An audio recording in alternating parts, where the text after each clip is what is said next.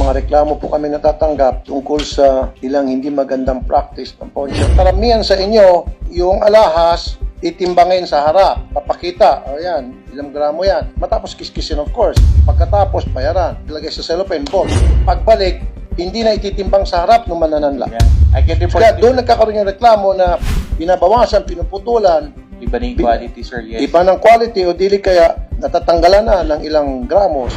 At dapat yung timbangan ninyo, may nagkakalibrate. Kung sinabi ko, kung yung DTI nga sinecheck ang timbangan ng mga gulay sa palengke, mga timbangan ng mga isda sa palengke, bakit wala nag-check ng timbangan ng mga alahas? So kung sinabi yan, 5 grams lang ito, kahit na 10 grams pa yan, walang magawa. Kasi na-adjust, tanggap na lang. Ang pinakamadaling sanda, cellphone, computer, yan ang madaling nakawin ng mga kawatan, ng mga adik. So paano patakalan nyo? May dumating sa inyo, may iPhone 16 sa sanda sa inyo.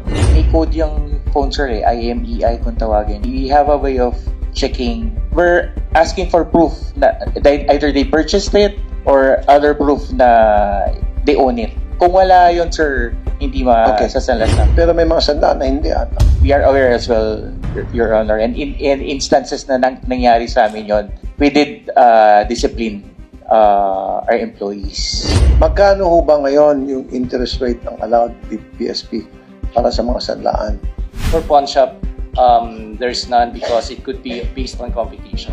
AMLAC and PSP, pwede ba kayong gumawa ng guidelines o mga policies na ito ang dapat ginagawa ng mga pawn shop para iwas sila na mapasok sa AMLAC and then magsiseminar sa kanila? Nagsiseminar ba sa inyo? Requirement yun, sir, para makapag-register sa AMLAC.